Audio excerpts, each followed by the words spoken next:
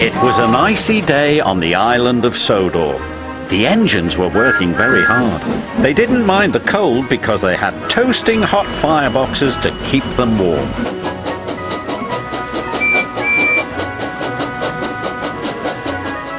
That evening, the Fat Controller came to the shed. "There's a big freeze coming tonight," he said. "James and Percy are to deliver extra coal to the stations." "Yes, sir," they said eagerly, and the Fat Controller drove away. "You'd better hurry," teased Thomas, "or Scary Jack Frost might get you." "Who's Jack Frost?" Percy whistled nervously. "Don't be silly," sniffed James. "Jack Frost is not scary." "Yes, he is," teased Thomas. "He's all white with a big spiky face." "Rubbish," said James.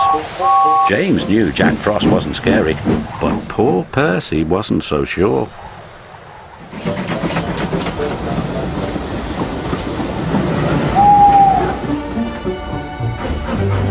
Percy shivered.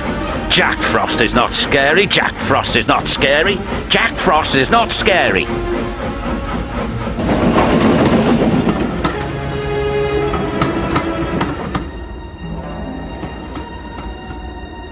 Meanwhile, James puffed along his route.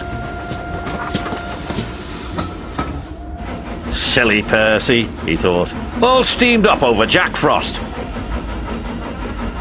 Percy made his last delivery. The station master was very pleased to see him. "Oh, Percy," he cried, "we need twice as much coal to last through this freeze." "Don't worry," Percy said. "This is my last stop. You can have mine."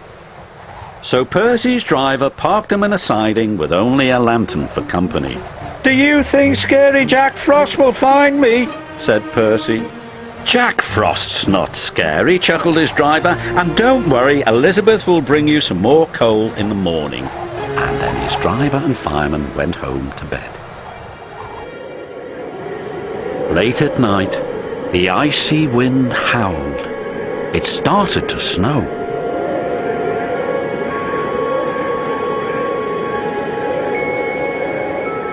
Soon, Percy's face was so cold an icicle hung from his nose. "Oh, bother," Percy stuttered, but it didn't sound like Percy. It was so cold he could hardly make a sound. At last, James was on his way back to the sheds. In the fog, he saw shadows and strange and scary shapes. "Scary Jack Frost," he whispered nervously. "Pah!"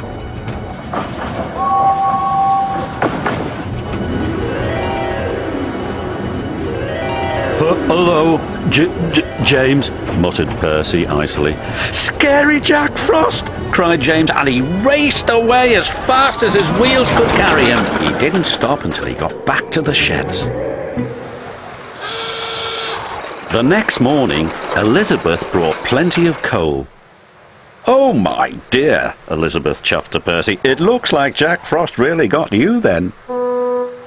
The firelighter started Percy's fire.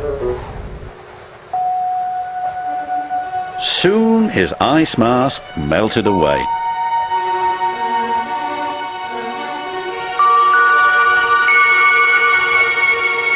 "So Scary Jack Frost is only frost," tooted Percy happily.